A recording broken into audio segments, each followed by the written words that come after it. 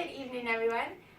I am very excited to announce 3 particular art pieces I chose for the Mount Holyoke College Art Museum. This was a very difficult task because in the paleo art realm it is extremely vast and extremely diverse, so it was pretty difficult to narrow down to 3, but these 3 I think will be an incredible asset to the paleo art exhibit here at Mount Holyoke College. The first one I'm going to start with depicts a scene between a T.REX and an Edamanosaurus by Eleanor Kish that was made in 1975. This scene serves with particular significance because, as you can see, this duck-billed dinosaur is the loser in this fight, but this particular fossil is actually shown with trauma in its head because it's shown to have scars, and a lot of various paleontologists have actually speculated that these scars stem from a T.REX attack. Also, it's very well to know who this artist is. Eleanor Kish is a woman, and in the paleo art realm, women are very underrepresented, and considering this is Mount Holyoke College, an institution established to allow women to flourish and show them that any field, irregardless if it's male dominated, any woman of anything could do whatever they desire, in particular the paleo art realm. So this piece in Ellie Kish will serve as an icon and as a role model for all the girls who are going to look at it and see that, hey, I can do paleo art. And this is just a beautiful piece. And Eleanor Kish is also known for one of the first scientists to recognize global climate change. As you can see, she's also known for depicting the extreme harsh conditions that these prehistoric creatures faced 65 million years ago. The next one I picked is a little bit more modern because it was only made a couple of years ago in 2014 by Julius Sistoni. And this one is just incredible because it's going to show any visitor this is where the paleo art realm lays at, using a lot of digital technology. And this particular dinosaur is well noted in the paleo realm because a lot of paleontologists actually speculated that this dinosaur lacked any feathers and had a reptile-like lizard skin. Dinosaurs, terrible lizards. But it was actually found a couple years ago by Taiwan, and it was found that it had preserved feathers. But this particular animal was a different classification and order for the theropods, feathered dinosaurs, because its feathers were not like peacock feathers. They were more bristle-like and kind of fuzzy. As you can see in this painting, it's kind of looks like a vacuum. So as you could even, I can look at it and just imagine how it feels. Very bristly. Something I really like about that. And also it's feathered dinosaurs. Feathered dinosaurs has been a debate in the paleontology realm, and like Paul Olsen noted, every 3 months there's going to be a feathered article, whether that be in National Geographic or Nature. But it has been proven since the late 1990s, where a fossil was discovered that had preserved feathers on it, that it is indeed true that dinosaurs had feathers. Because considering this has been a speculated debate since 2 years after The Origin of Species was published, which that was in the late 19th century. The debate that still remains is, which dinosaurs have feathers? Because as you can see, this one was debated that didn't. We got found out that it did. The last one I'm going to talk about for my 3 pieces is actually my favorite piece. It spans 85 feet by 59 feet, and it's in Russia, and I think we should hop on a plane tonight and take it because this is just gorgeous. It's absolutely stunning, and it reminds me of Italian Renaissance art. As you can see, it's very 3-dimensional because it uses a basal relief for its technique, and it's something that's going to span evolution and just the history of life and just how diverse the organisms are that continue to walk this earth and once roam this earth.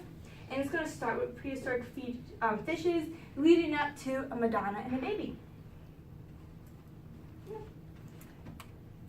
Overall, those are the 3 art pieces I chose that I believe will be an absolute crowd pleaser to anyone who walks in the museum. I think anyone here would just accumulate this appreciation for these 3 pieces.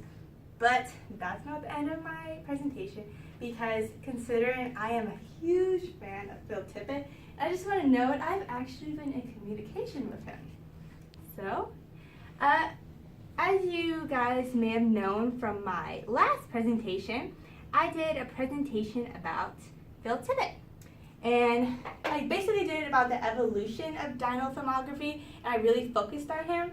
So as you can see, I messaged him and he responded to me. So just something to gloat about. But yeah, back to the presentation.